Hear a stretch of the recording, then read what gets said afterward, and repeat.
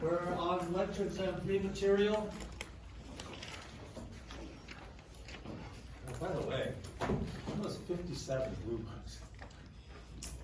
You know, the essays in lecture exam 1 are a lot shorter because they have 60 some of them. I've never had this many blue books for as long an essay as they did on falsification. That kicked my ass. So, you guys got your grades posted in 25 and a half hours for 57 extremely long. Here's only 3. All right, here we go. Which is good. I mean, I like that. I like that people are still hanging in there and trying. And I think lecture exam 3 is just before the final drop deadline, so you can see lecture exam 3. The more exams that you see, the more you kind of get an idea of expectations, of what's going to be expected to you. That can only help you. That can only help you avoid another W. All right, we're going to talk about the central nervous system now. And we're going to start from the bottom and work up. So let's start at the spinal cord. At the very end of lecture today, I'm going to give you an outline on how to organize all this content on the brain. Everybody look at me. You really want to take advantage of this because it's a really good way to know the brain. And I'm hoping you guys are catching the difference between being familiar with it and knowing. And in physiology, I also cover the brain. And what I do in anatomy, probably about 80% of what I cover in physiology. But students who take me for anatomy have a severe advantage on the brain because they only have 80% of it. Does that make sense? So pay attention when we get to the brain and keep those notes for physiology because you'll see how much that gave you in the damage.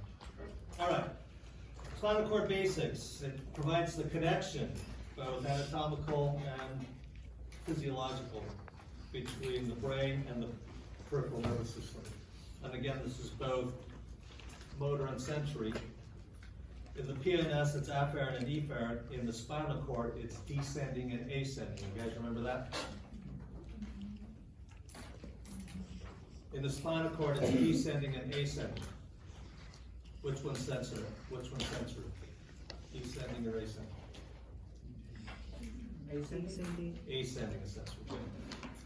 As we saw in lab last week, the spinal cord gives the neural foundations, their actual enlargements to the various plexuses. And we talked about 4 of them in lab, but I'll combine the bottom 2 into one in lecture. Also the foundations for the autonomic nervous system, for example, the sympathetic trunk with ganglia. It provides some CNS processing. There are some reflexes that your spinal cord can do without the brain. Now all of those 3 bullets seem like content, academia, unless somebody has a spinal cord injury and those 3 bullets become really relevant. If you don't have those functions, it is life altering. Okay? All right, let's talk about the gross anatomy. There are 31 pairs of spinal nerves. And if you look at those names, cervical, thoracic, lumbar, sacral, coccyx, what does that remind you of? The section of the vertebral column, correct? Mm-hmm. You guys remember the numbers? How many number of those vertebrae there are? Yeah, there's actually 4 coccygeal vertebrae, 5 sacral, 5 lumbar, 12 thoracic, but there are only 7 cervical vertebrae. How does that work? 7 or 8? There are 7 cervical vertebrae. Is the one at the top used to the condyles? Is that not? So there are 7 cervical vertebrae, but 8 cervical spinal nerves. How does that work? In between? Huh? In between the bones? They are all in between the bones. With the exception of the C1 and C2? There's, Those count? yeah, they do count. There's a lot of things in the body that on the surface doesn't make sense, but the explanation is really simple. All right, so say if this is the atlas axis, C3, 4, 5, 6, 7, T1, T2. This is atlas axis, C3, 4, 5, 6, 7, T1, T2. The spinal nerves start off coming off above the vertebra. C1, C2, C3, C4, C5, C6, C7, but we have 8. So after the cervical, they come out below the vertebra. So this is below, this is above. That's how you can get the extra cervical vertebra, cervical spinal nerve. Everybody got it? A lot of things in the body, if it looks confusing, there is actually a simple explanation for it. Started above, through the cervical vertebrae, they end up being below. So they sandwich? Uh-huh. Does it So- go all the way down sandwich? Well, and also this makes sense. This is an intervertebral disc right here, right? That's why you have to have intervertebral discs, so that the spinal nerves can come out of the spinal cord. And when you get down to L4 and 5, because of the cumulative weight on all the intervertebral discs, those discs start collapsing. Or they might actually squirt out some fibrocartilage off to the side that's just squished.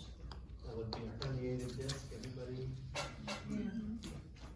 Now the thing squishes, and then it's gonna squish on the nerve roots to the sciatica. There's your sciatica problem. You have issues with pinched nerves, it's because the intervertebral discs are compressed and it's pressing on these spinal nerves coming out. But that's why they come out in between the vertebrae. Do they grow in the discs or they kind of? They go off to the side, yeah, they bypass it. But that disc supply the space so they can come out without being compressed. Okay? All right.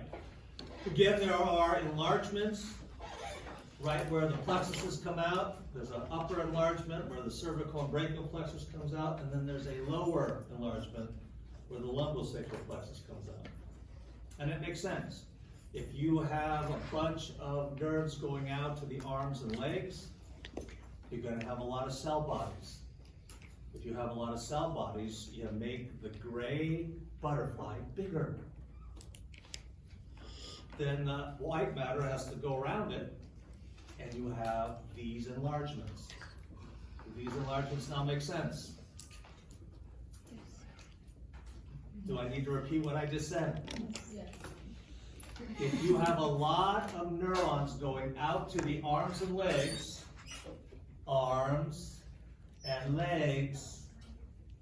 you need more neurons. There's more cell bodies. What color are cell bodies? Gray. You make the gray butterfly bigger there, because there's more neurons going out to the arms and legs. With the gray butterfly in the middle of the spinal cord is bigger, and the white matter just has to curve around it, you're going to have 2 enlargements. Does that make sense? Okay. And then again, in the lumbar region, after or below L1, you have the horse's tail, the caudiplanum. It's actually the anterior rami.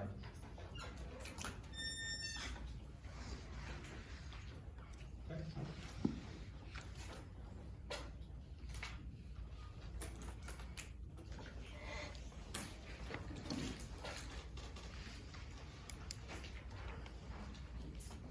And then we also saw in lab the filum terminale, which is not axons, it's actually collagen.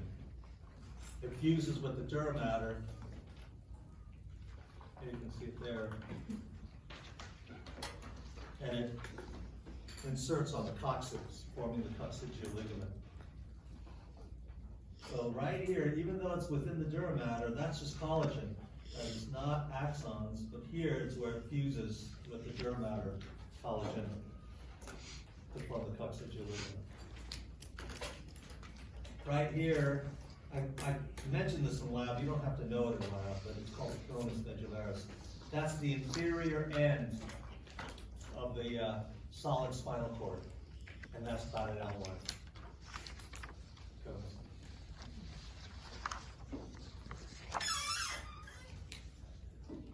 Okay.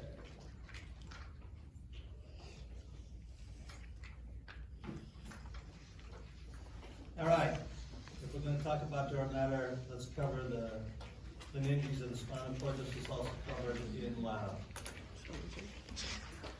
The outermost layer is dura mater. It basically is a continuation of the epinurium with spinal nerves.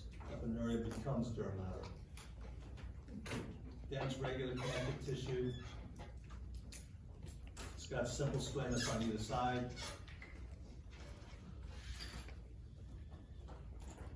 Okay, now this is a little bit more involved in how we covered it in lab, so you gotta pay attention. Don't assume this is the same. You also have to know the name of the spaces. Can you guys figure out how to draw this, or do you want me to draw it?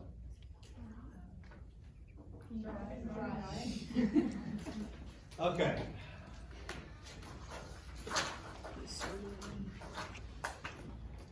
This is the vertebral foramen.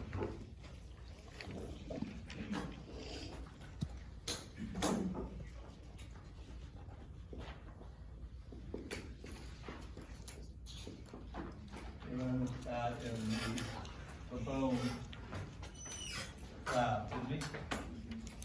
All right.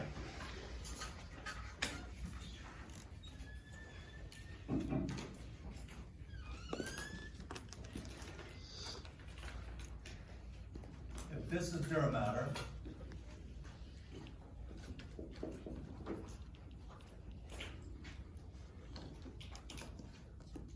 this is the epidural space.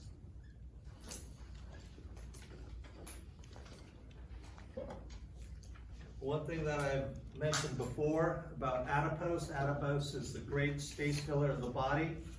There's a lot of adipose in the epidural space.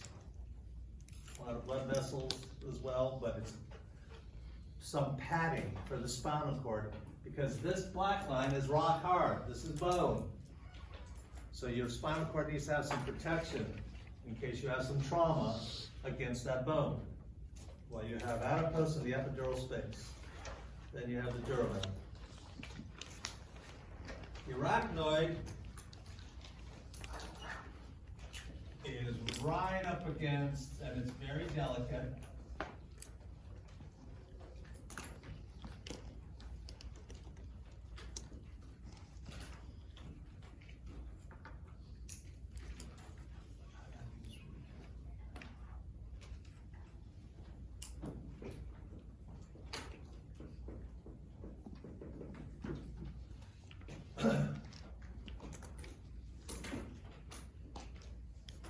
and there's this really small space in between called the subdural space.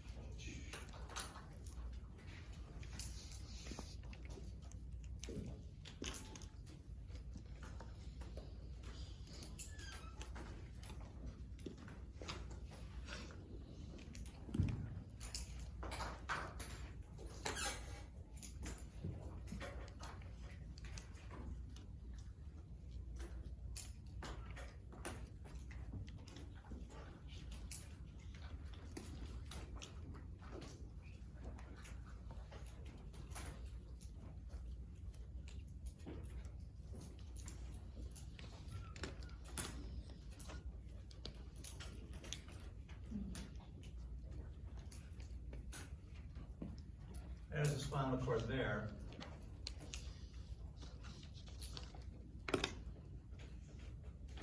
There is no space between the pia mater and the spinal cord because the pia mater is stuck to the spinal cord.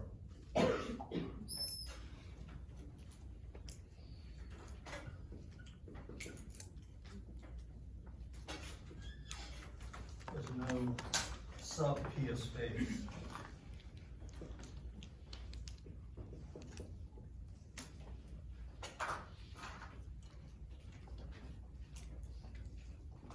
But there's a pretty big subarachnoid space.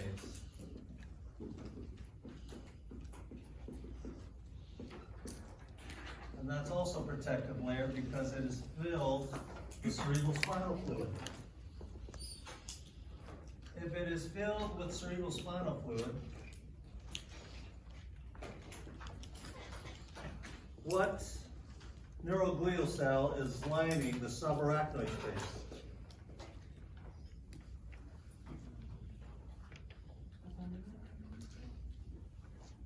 Ependymal cells. Ependymal cells are all about CSF, remember? And it's circulating it.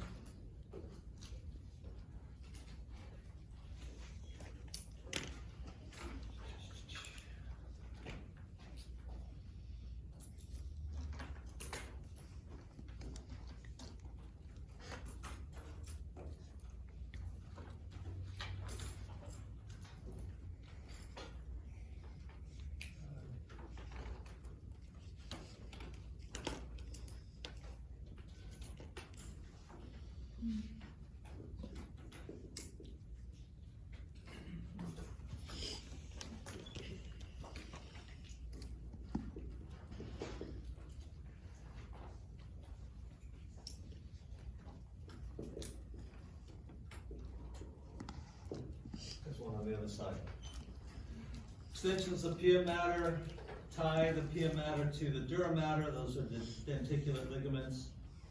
That basically keeps the spinal cord in the center of all this protective layers. Because this fat is a protective layer, this fluid is a protective layer, but it's only protective if the spinal cord stays in the center of the vertebral frame.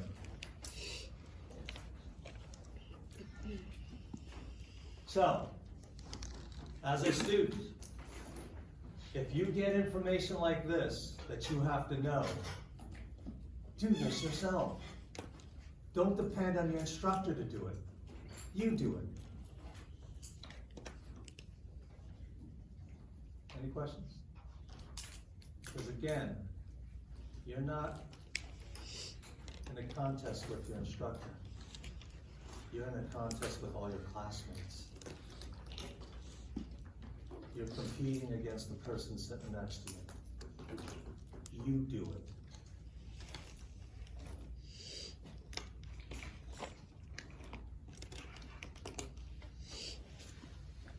Look at that.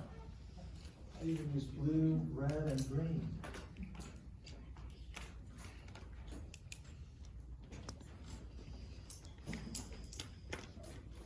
Use the same colors. Sticks in your head.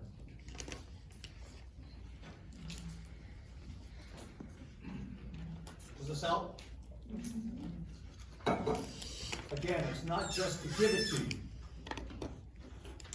I'm not giving you a fish. I'm trying to teach you how to fish. You understand the difference? I want you to do this because your future professors may not do this for you. You do this, and you no longer depend on your instructors. You don't have to go on Rate My Professor and find the good ones. It doesn't effing matter. Take whoever, you can excel with whoever. Be that kind of student.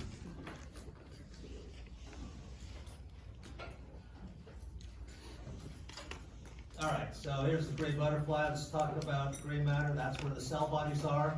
They will also have axons. They tend to be unmyelinated. The central canal, remember, is the remnant of the hollow neural tube, which, by the way, is going to be how you're going to organize the information on the brain. The gray butterfly that's around the central canal is the gray commissures. This is where axons are crossing left to right. They are called commissural fibers. Crossing left to right is called decussation.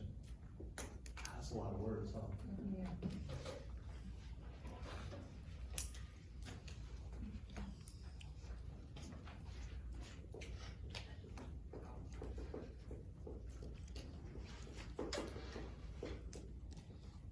That's the axons.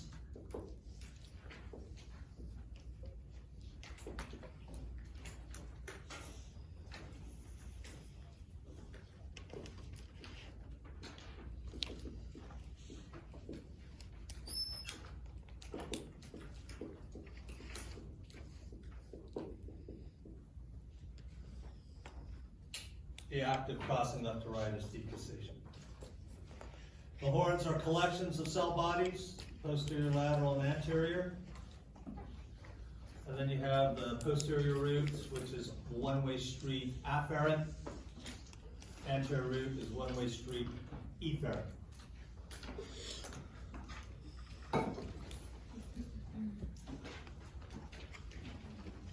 We covered all of that in lab, didn't we? Is it nice when lab and lecture reinforce each other? We try to keep the curriculum of both to be really in sync. We can't always be exactly in sync, but if we're off, we're only off by a week.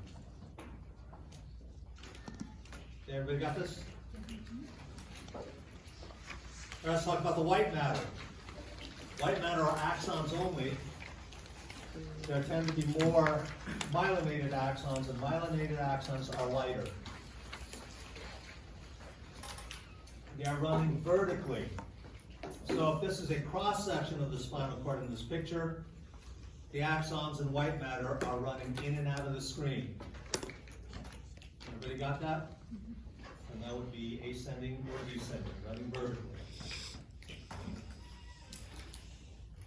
The large collections of white matter are called funiculi, also referred to as columns. You need to know both names since they're both highlighted. Then within each funiculus are smaller bundles we call fasciculus. Fasciculi is plural. You can also call them tracts. You should know by both names. So each large funiculus is made up of smaller fasciculus. Fasciculi. Everybody see the difference in the names? Funiculus is big, fasciculus is small, inside the funiculus. Everybody can see that? All right, you do need to know this.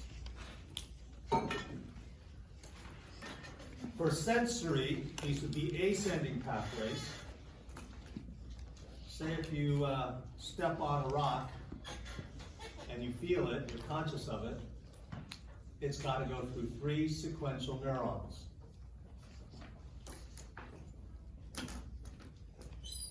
And I listed it at the bottom first because that's the sequence of action potential flow.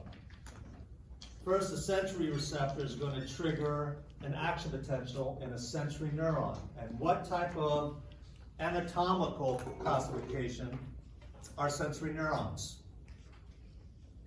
Okay, look at the blue one.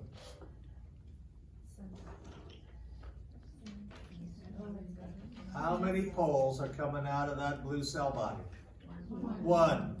Sensory neurons are unipolar. Where is that cell body, unipolar cell body, sitting?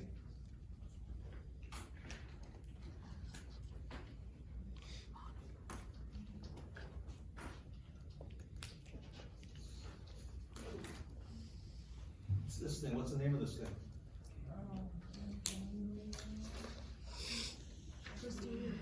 Posterior root ganglion. Just get this straight, because there's no variation in your body. All sensory neurons, somatic sensory neurons, are all unipolar. All their cell bodies are in posterior root ganglions. There's no exception. For somatic sensory, they're all there. And that's why this is drawn close to the spinal cord, because it's coming in the posterior root. Can you see that? And this cell body would be in the posterior root ganglion. Always, always, always, always, always. Wait, there's an exception. No, there isn't. Always. Everybody got it? Sensory neurons, unipolar, posterior root ganglion. It's going to synapse with an interneuron. The second order neuron is an interneuron. It's entirely within the CNS. It's multipolar, so the cell body here is part of the posterior gray horn. Can you see it right here? That little blob? That's gray, because it's a cell body. It's on the posterior gray horn. Everybody got it? Interneuron cell bodies form posterior gray horns. Now look at it, it's going to cross over the gray commissure, which would be commissural fibers, and it's going to cross to the other side. Decussation. Decussation. Then it's going to go up an ascending fasciculus in a funiculus. Do you see how it's going up the spinal cord, the green one? It's going to go to the thalamus, because the thalamus is the great relay station of the brain, we will see when we cover the brain. And it is responsible for your experience as a human being. I've already said this, haven't I? Your brains see nothing. Your brains hear nothing. Your brains feel nothing. Sensory-wise, it only knows to do one thing, and that is to receive action potentials. What your thalamus does is it relays those action potentials to the correct cerebral lobe in your brain. If it goes to the back, your brain will generate an illusion of an image. If it goes to the temporal lobes, it'll generate an illusion of sound. But here, it's going to send the third order neuron to the parietal lobe, to the postcentral gyrus, and you will get the sensation of the illusion of touch. Even touch is an illusion, and that's action potentials going to your parietal lobe. Everybody got it? But it's the thalamus that's directing it. Say if there was some weird crosswire in your thalamus, and you stepped on a rock, and instead it sent it back to the backside of your brain, to the occipital lobe. Every time you step on the rock, it's a flash of light. If the thalamus sent it to the temporal lobe, every time you stepped on that rock, you would hear a sound. Your entire existence as a human being is a brain-generated illusion. And it's when action potentials go to the correct part of the brain, you have this illusion of existing in this world.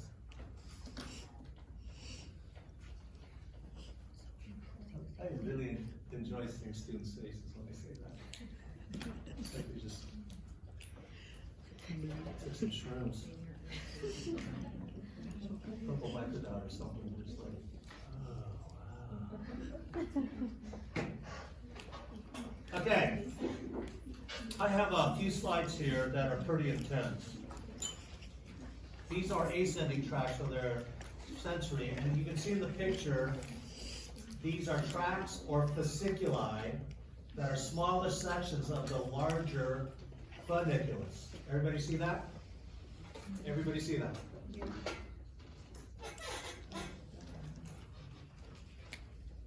So these are all in purple ascending tracts. Does everybody understand that these are going up to the brain? Does everybody understand that these are smaller sections of the larger funiculus? Please tell me you're track with it.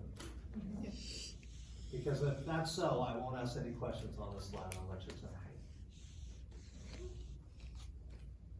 Just know that these are ascending tracts going up to the brain. These are the smaller fasciculi in the larger funicula.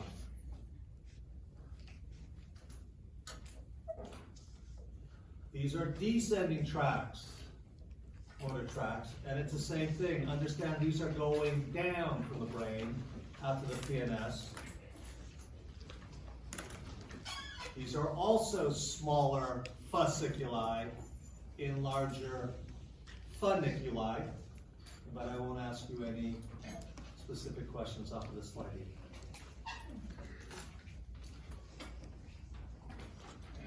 But everybody see how these are around the gray butterfly? These are axons.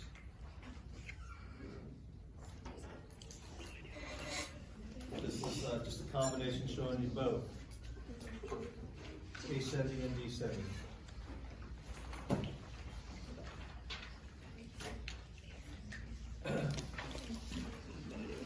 All right, let's talk about reflex arts. They are involuntary and stereotypical. Since those are bolded, let me explain those words. Everybody knows what involuntary is, right? Stereotypical means because of nervous system, the way your nervous system develops, once the synaptic patterns are established, they are always the same. Inflexible. Always the same. Rigid. Like in stereotypical thinking. If you want to stereotype someone, it's your thinking is rigid. Does that make sense? Unchanging. That's what reflex arts are, but in a good way. Not like stereotyping people. It's 5 steps. You should know them in order, probably backwards and forwards.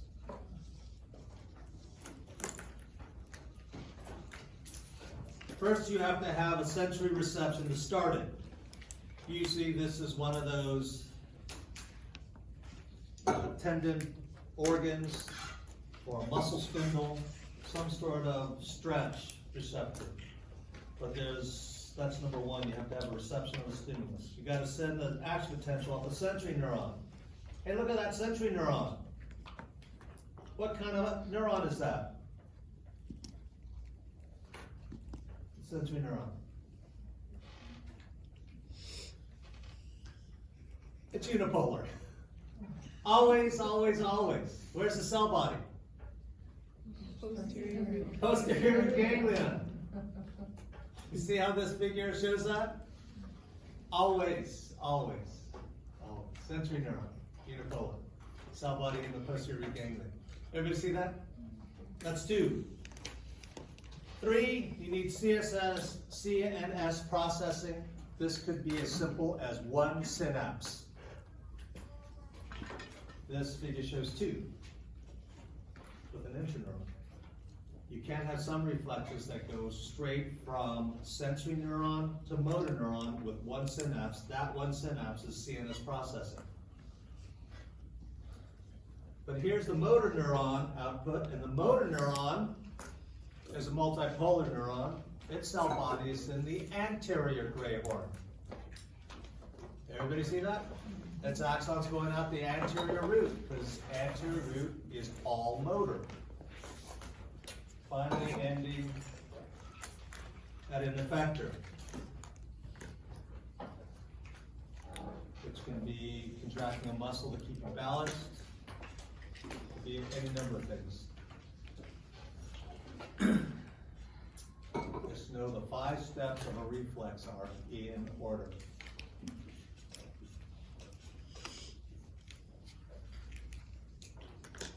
And the effector responses is what your brain tells it to do? It is actually the thing that's happening out there in the body. So in this case, in this example, it would be a contraction of skeleton.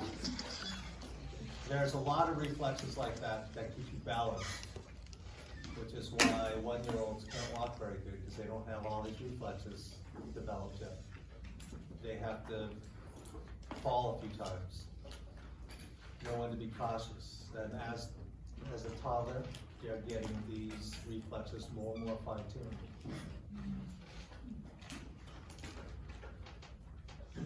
Once you're an adult, you almost take it for granted.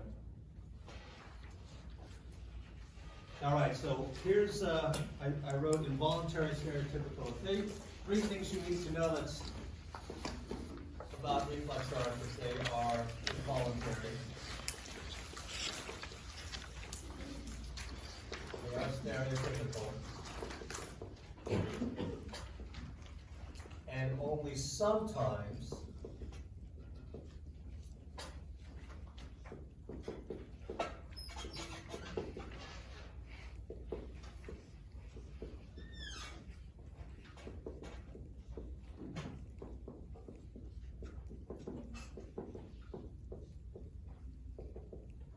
sometimes you're aware of these reflexes, sometimes you are not.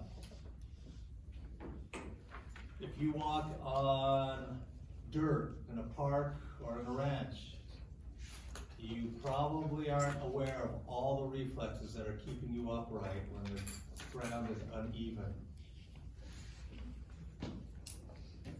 But if you go to the doctor and he taps on your patellar tendon with a rubber mallet and your foot goes up, you're aware of it. So sometimes you're aware of it, sometimes you're not.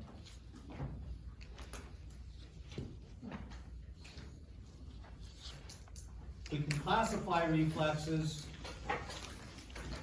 by where is the CNS processing. If the CNS processing is below the brain, it's a spinal reflex. If it's done in the brain, it's a cranial reflex.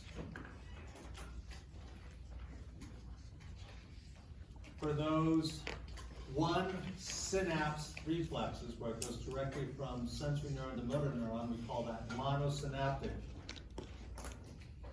So this is obviously the simplest. For what you may not know, this is also the quickest.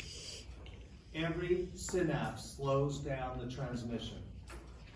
So where you only have one, in fact they call it synaptic delay, where you only have one in a monosynaptic reflex, you only have one synaptic delay. It's quicker. Do I have to repeat that? Mm-hmm. Every synapse slows down the transmission. It's called synaptic delay.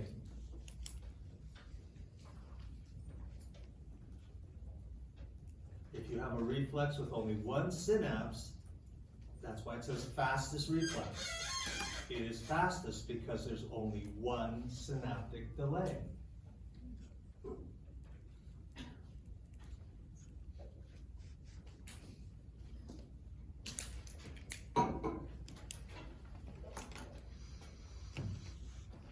Now, some reflexes require you to stretch either a tendon or muscle spindles in the muscle.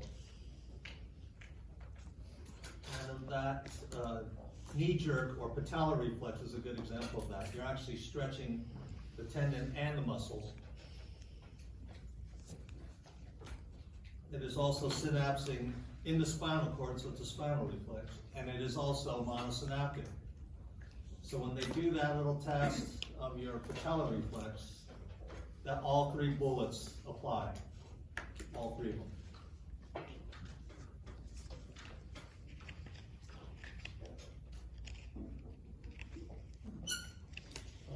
Sometimes you will hear the term tendon reflex. And when they're just tapping you all over the body, they're doing all these tendon reflexes, because all of them, all your joints and your appendages have it.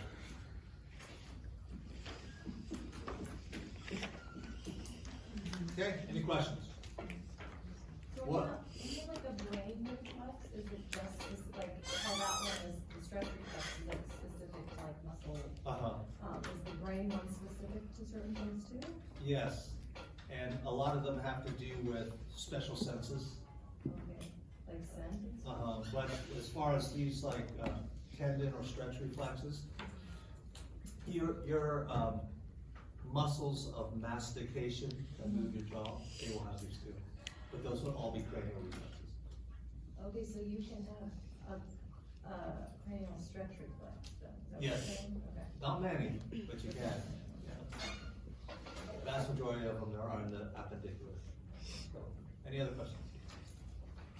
Okay, you guys understand this slide? You guys understand the slide? Yes. Well, what's the error on the previous slide? Not this one, the previous one. What's the error?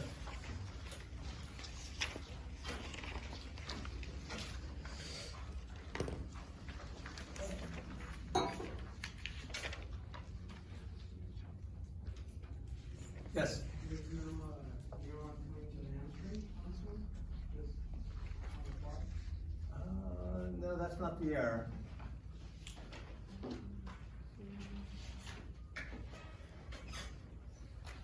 Look at the slide following this, then look at this slide here.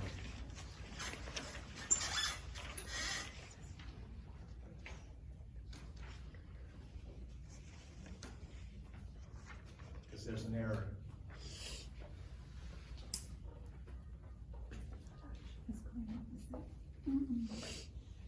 Is that action or reaction going opposite in the image? It's really obvious. You guys are making this more Is it complicated. not going to the? Didn't you say this was two synapses and then it's monosynaptic? Bingo. In a monosynaptic reflex, like the patellar reflex, there is no interneuron. Oh. It's going straight from sensory neuron to motor neuron, one synapse, monosynaptic. This animation is showing two synapses. Everybody got it? You see it now? Are you surprised the answer was that simple? Yeah. Look for the obvious first. I'll put it in the shuttle. Make your work a lot easier and faster and you want to copy. So what this is showing you is a polysynaptic reflex that tends to be slower.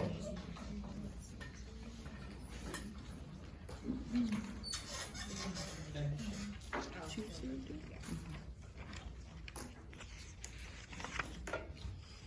Has a longer synaptic delay proportional to the number of synapses. Does that concept now make sense? Synaptic delay.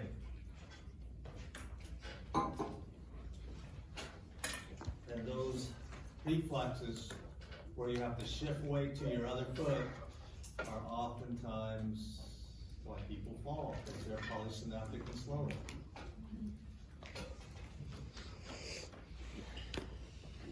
All right, any questions?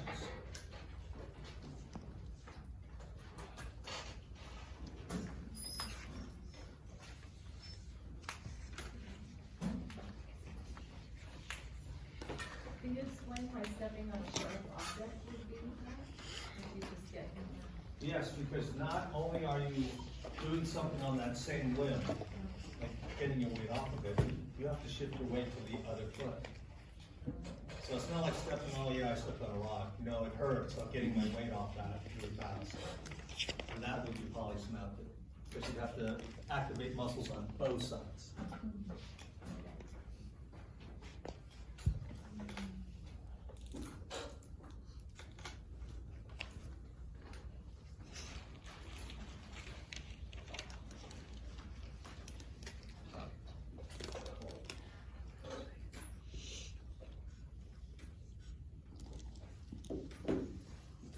This might be a dumb question, but is it only more than one, or is it always only two, or can it be like a ton of? It can be a ton. And cranial reflexes that involve the special senses, it's a ton of synapses.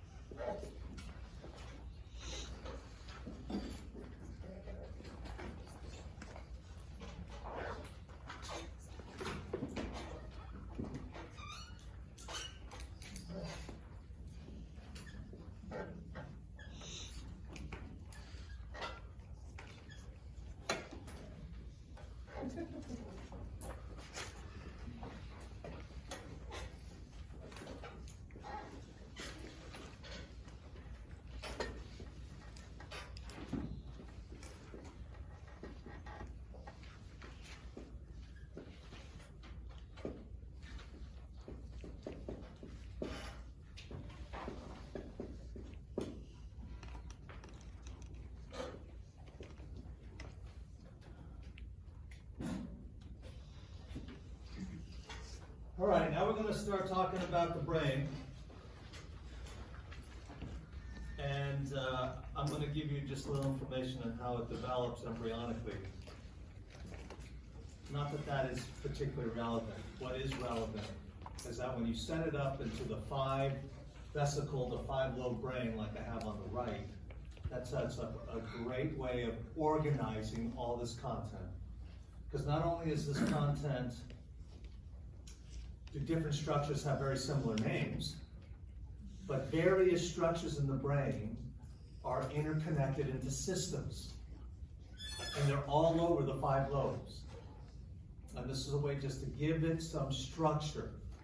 This is active learning. Give the content some structure that makes sense. Now you can retrieve it on a lecture exam. If it's just words, you can't retrieve it. So, we start out with a hollow neural tube. The entire nervous system is a hollow neural tube. Comes off the ectoderm, the same cells that form the epidermis of your back. Just think that the skin on your back, those cells either became just the epidermis of your back or it became your entire nervous system. That's just remarkable. That kind of stuff happens in embryology. On the head end, it gets bigger. And let's just hope what happens on the head end, unless you're sitting on your brain. It gets so big that it runs out of room, and instead of it being a tube, it becomes a 3 vesicle brain, and it's prosencephalon, mesencephalon, rhombencephalon. The rhombencephalon splits into 2. Mesencephalon is the only one that stays the same. In fact, those in Tuesday lab, we studied the mesencephalon, didn't we? That's the only lobe that was mesencephalon in the 3-lobe brain, mesencephalon in the 5-lobe brain, mesencephalon in your brain. Everything else took off. Prosencephalon became the upper 2, diencephalon, telencephalon. This is the way to organize the content over there in blue on the 5 vesicle brain. It gives you a mental framework of knowing where things fit. And where things fit is something that you can remember. Otherwise, it's just words. You following me? Okay. There. Doesn't it kind of look like it?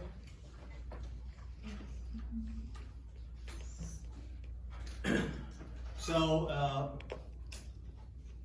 Tuesday lab, we studied the 4 ventricles, the cerebral aqueduct. The cerebral aqueduct goes through the mesencephalon. That's why it's also referred to as the mesencephalic aqueduct. Does that sound familiar, Tuesday lab people? All that is remnants of the hollow space in the neural tube. In this hollow space in the neural tube is CSF. CSF. CSF. This is all going to be the ventricles and aqueduct.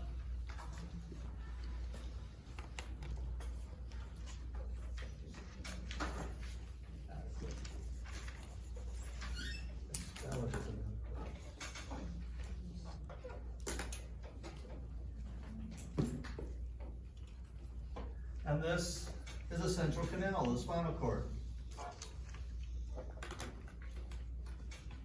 That's where the CSF is located.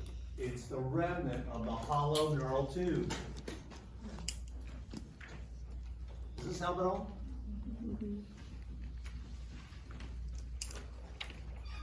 So, it kind of fits with this diagram here. So we're going to use the 5 vesicle brain there in blue to organize this. Here's some more of it. Again, it just starts out as a hollow neural tube and then it explodes.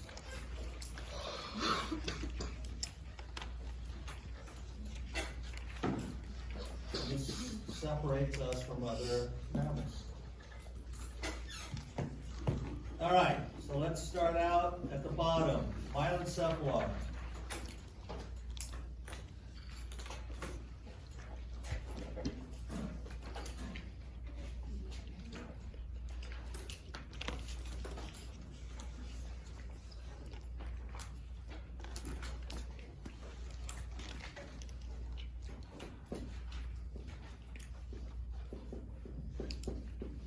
There's only one thing in the myelencephalon, and that's the medulla oblongata. There's a lot of things in the medulla oblongata.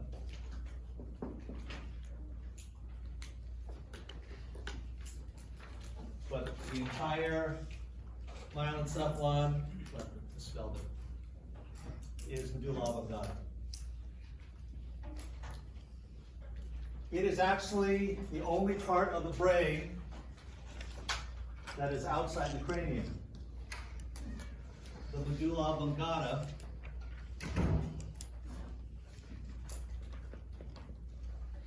comes out the foramen magnum.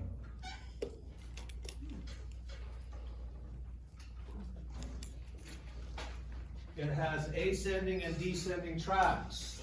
Let's see. These colors here.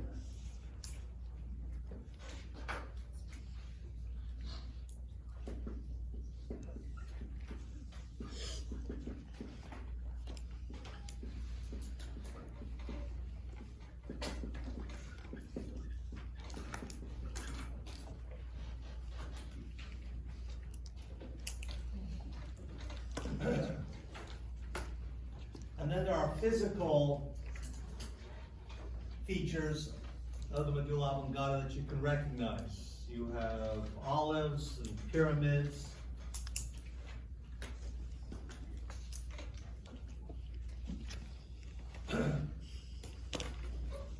You notice here on this picture on the bottom left, the brainstem has an anterior median fissure. Same thing that's on the spinal cord, it just continues on the right of the spinal cord. On either side of the anterior median fissure is the pyramids. Now, if you look at number 3 on this picture, that doesn't look like a pyramid, does it? Well, if we did a cross section to the medulla oblongata, on either side of the anterior median fissure, you'd see two things that look kind of like this. And that number 3 is where my two thumbs meet. So in cross section, it's triangular. That's why they call them pyramids. Everybody got it? Olives are these swellings on the lateral sides. But let's just write that up here.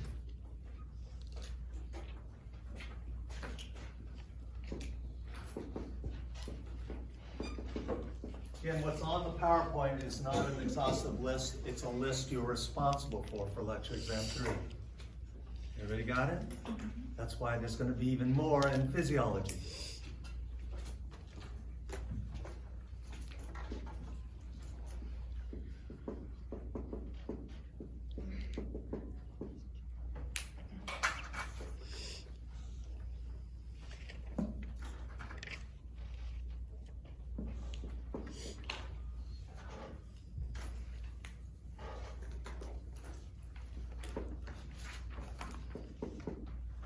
Abbreviated anterior median fissure.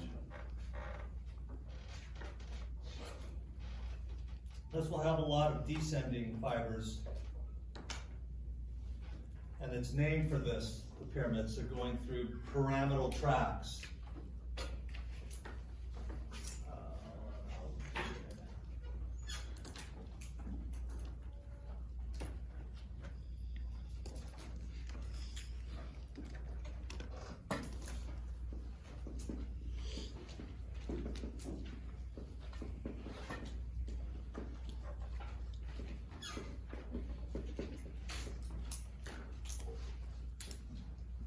That'd be part, not all, but part of those descending tracts. That's why I underlined that in red.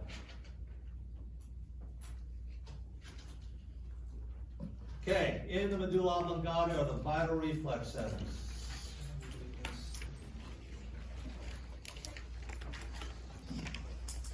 There are 3 subregions.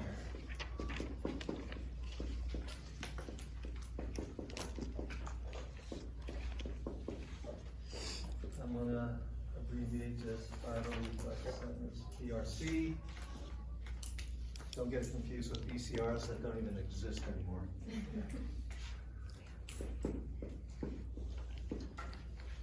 What order do I have this? Good. I'm just gonna abbreviate it here instead of writing it out.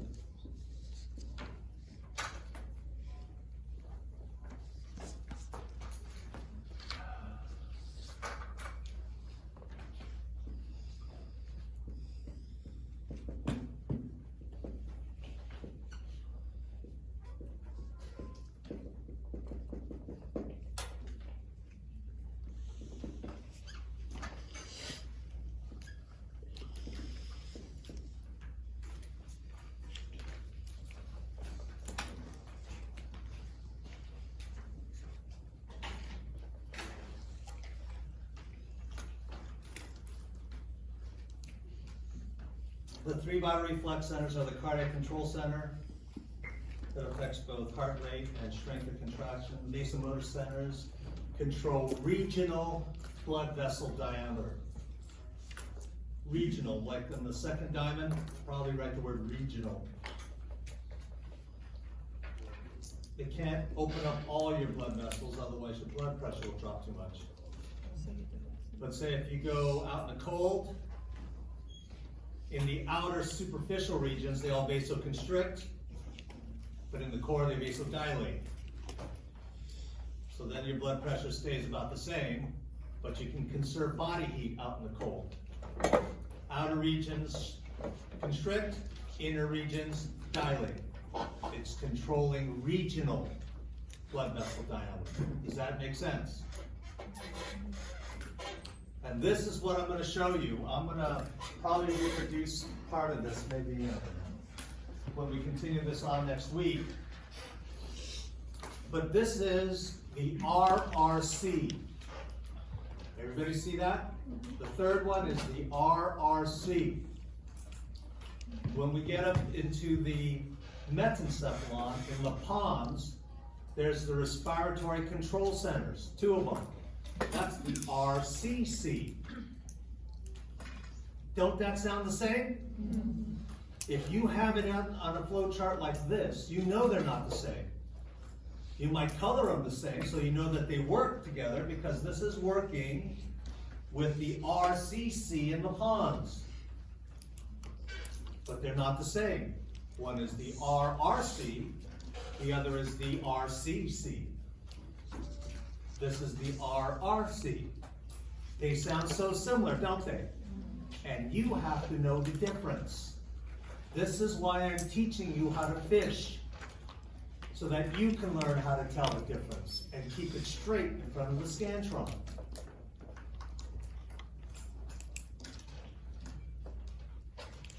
This is one of the two integrated systems. Maybe I should do another color for integrated systems. I think next week I'm going to make all this blue black.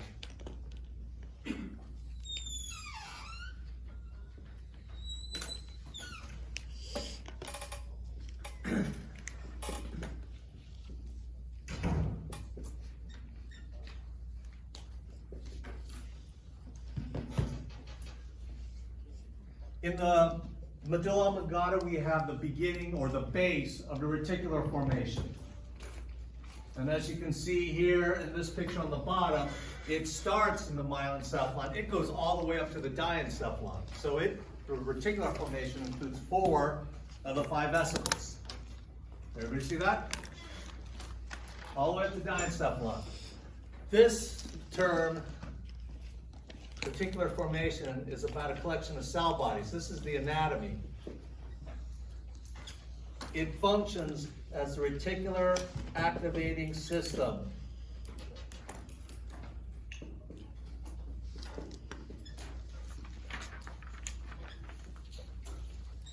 That would be the physiology. I need another orange marker. So reticular formation is the anatomy, collection of cell bodies you can see. It functions as a reticular activating system,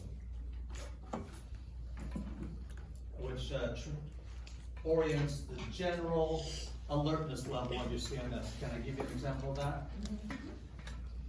When I'm in lecture, this is what a lot of you look like.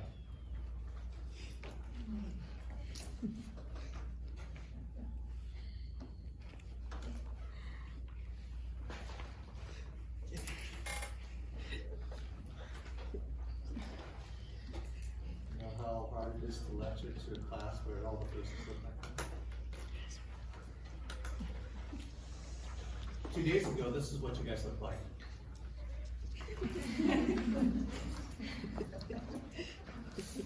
And that's the reticular activating system. It's setting the general alertness state of your CNS. Is that a good example? Yeah. That's just 48 hours ago. From this to this.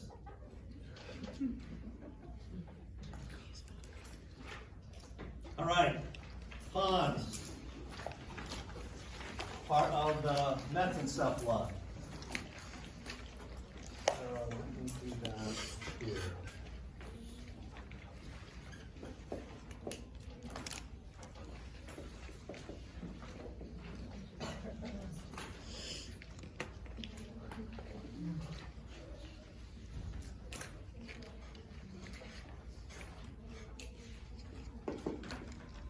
Pons on the posterior side, we have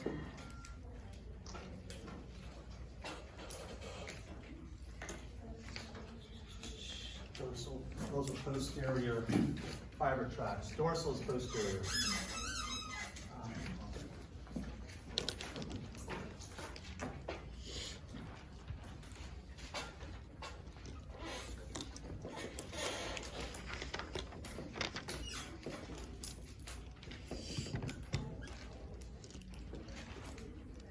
Okay, these are just continuation of these guys. They're the same axons.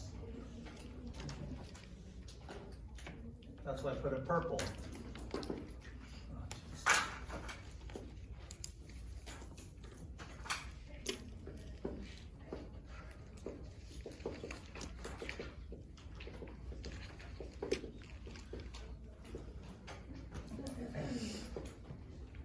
The anterior, ventral is anterior. Anterior fiber tracts are going to the cerebellum. So this is still lower brain from the rhombencephalon. It's relaying signals to the higher brain. And there's the RCC.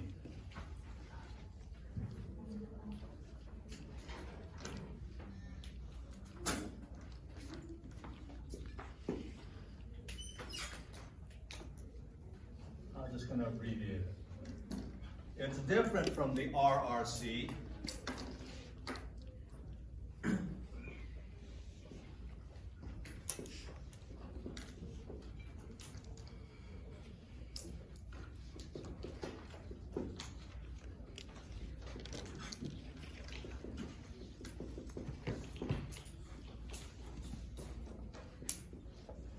The pneumotactic center's changed, his name is changing to Pontine Respiratory Group.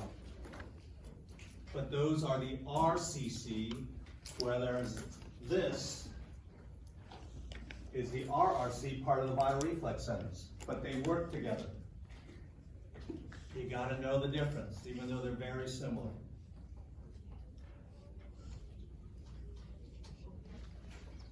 More slides like that. This last one.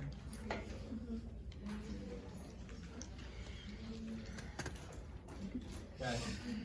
I've run out of room, but you can see how to do the outline, right?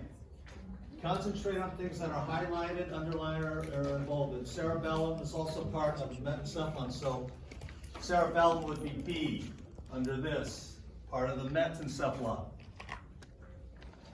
It functions as a commutator, how should not be such a spaz. And then it has cerebellar peduncles. These are tracts, physical, you can pin a peduncle, but physical tracts of axons going in and out of the cerebellum, and there are superior, middle, and inferior cerebellar peduncles. We'll start on this next week, so we have like that. Is this gonna help you? Are you kind of seeing how to keep things straight? You want me to continue this on next week? Yes.